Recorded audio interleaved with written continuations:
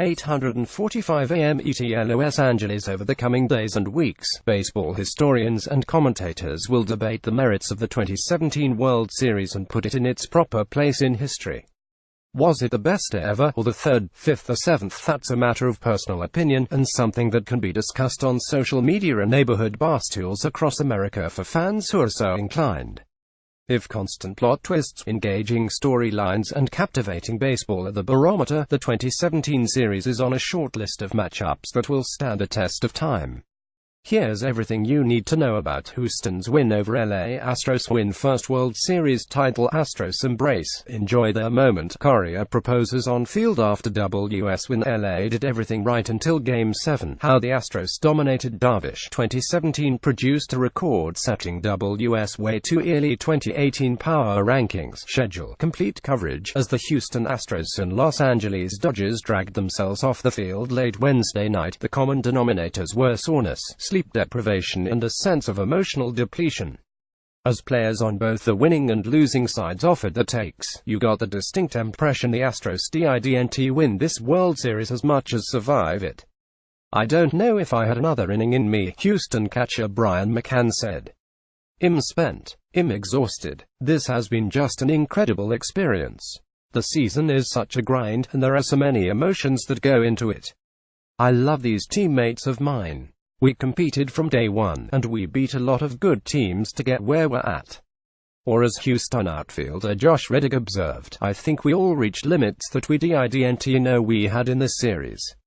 And I think you could say the same thing for the guys across the way." The Astros and Dodgers did not save the best for last, so the 2017 World Series might be slightly diminished on the list of all-time great October matchups. A classic Game 7 is the cherry on top, and there was no Bill Mazeroski cavorting around the bases to end it, or Jack Morris John Smoltz pitches duel, or Luis Gonzalez blooper over second base to serve as the emotional punctuation mark. The Astros took an early lead, gradually sapped the energy from the Dodger Stadium crowd of 54,124 over the course of 3 hours and 37 minutes in the finale, and ground out a 5-1 victory. Charlie Morton and Brian McCann celebrate immediately after the last out of Game 7. Mike Nelson. But when fans in Houston, Los Angeles and living rooms across America reflect upon this series, they'll remember a lot of the crucial elements that make for compelling sports theater. These teams each won 100 games during the regular season.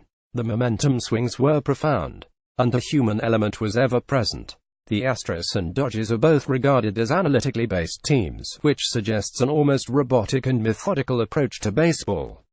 But that knee-jerk characterization missed the emotional element that made the 2017 series so compelling. The respective rosters might have been conceived in a lab, or on a spreadsheet, but the Astros and Dodgers played with a passion and a camaraderie that fosters a common purpose and can't be faked. Intrinsically, we believe in certain things and philosophies, and as long as we believe in it and our players believe in it, I can't tell what's going to follow as far as how organizations are going to respond, Dodgers manager Dave Roberts said. "And I don't really care. But I know that we have a thing that we believe in, and it's worked." Even before the World Series, consider all the work it took the two league champions to get here.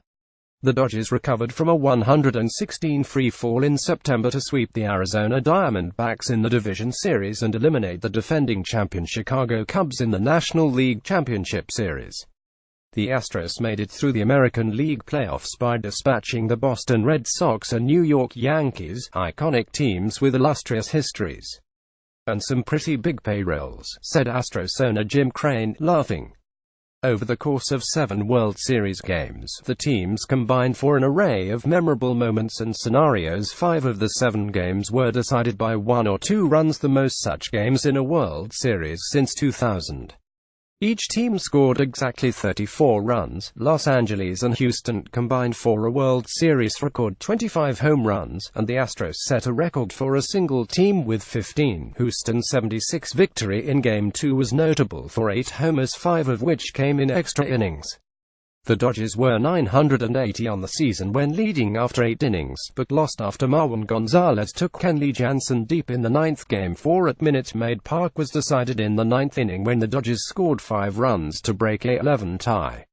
Cody Bellinger snapped an 0-for-13 funk with a crucial hit in the 7th inning and drove in the winning run in the 9th. In Game 5, the Astros rallied from deficits of 40 and 74 against Kershaw to win 13-12. The Dodgers had won 113 straight games when leading by 4 runs, and entered the game with a 491 record since 2012 when Kershaw pitched with a 4-run lead. "I have some seats in Houston back home, and I hate to sit there because I'm on TV," Crane said. "And when we get down 40, I'm ready to jump out of the building. It was just back and forth. But the one thing I know from watching these guys is that we came back late a lot of times, so you could never really count us out of the game." Beyond the big hits and confrontations, there were a slew of odd and quirky moments to remember. The series began with Clayton Kershaw and Dallas Keuchel, a couple of bearded, left-handed warriors, squaring off in record 103-degree heat in Los Angeles. In Game 2, Vin Scully might have staged the best ceremonial first pitch in history when he summoned Fernando Valenzuela from the dugout for relief. Chris Taylor deflected a ball with his cap, Yasiel Puig flung his glove to the ground in anger, and umpire Laz Diaz took an errant pick-off throw in the thigh, and those moments were all lost in the shuffle with the Astros' late home run barrage. The series took a pause for controversy in Game 3, when Astros first baseman Yuli Gurriel homered off Yu Darvish, then made a racially insensitive gesture in the dugout that was captured on national television. The incident carried over to the Los Angeles leg of the series, when Dodgers fans booed Gurriel with fervor each time he stepped to the plate. When the series returned to Los Angeles for Game 6, everything was set up for Justin Verlander to finish off the Dodgers and put his stamp on the series. But Mila Kunis and Ashton Kutcher danced on the dugout to fire up the crowd, and Enrique Hernandez celebrated in a Chewbacca Halloween costume after the Dodgers beat the Astros to take it to Game 7. Carlos Correa and Jose Altuve celebrate after hitting back-to-back homers in Game 2. Harry Getty images. In hindsight, youthful exuberance became fashionable on a grand scale in this series. Carlos Correa, a kid who usually refrains from displays of showmanship, flipped his bat in celebration after a home run. Bellinger shushed the crowd at Minute Maid after a 3-run homer, while Jock Peterson circled the bases and gave the money sign to the dugout on his way to home plate. And then there was Puig, with his blue hair and snatch catchers, either flapping his tongue or licking his bats, depending on the circumstances. Those displays of emotion once seemed anathema to a crotchety old ball guy like Jeff Bagwell, who made the Hall of Fame as an Astro and now works in the team's front office. Bagwell made the trip to Los Angeles to cheer on the boys at the end, and he revealed that he has grudgingly come to accept the bat flips and other departures from baseball tradition he once found so distasteful. "I would never have done that when I played, because I knew there was a chance I'd strike out the next 5 times," Bagwell said. "But it's okay. Baseball has changed, and I have to get used to it. I was an old school guy. I used to sit there, and when guys were on the top step I would say, 'Get in the dugout.' After watching this series and this whole entire playoffs, I'm cool with it now. These kids are having a great time out there. You can see it in the faces, and that's fun to watch as a fan. I enjoyed it. It's possible several other players who were on the field in this series will one day join Bagwell and Craig Biggio in the Hall of Fame. Verlander, Kershaw and Carlos Beltran are already ticketed for Cooperstown or close to it, and Jose Altuve, George Springer, Correa, Corey Seager and Bellinger are off to fast starts. I'm a baseball fan, and I get an amazing view of the talent here each night," McCann said. "We're going to look back in 5 or 10 or 15 years, and people are going to say, 'I can't believe all those guys were on the same team.'" The Dodgers are similarly blessed, even if they were in no mood to celebrate Wednesday night. After winning 104 games and reaching the World Series for the first time in 29 years, they came to realize the truth in Tommy Lasorda's proclamation, "You haven't done S if you don't win Game 7. It was an incredible roller coaster of emotions," pitcher Rich Hill said. "This could possibly be one of the best World Series of all time, as I've been told. The teams were very evenly matched and had an incredible amount of talent on both sides.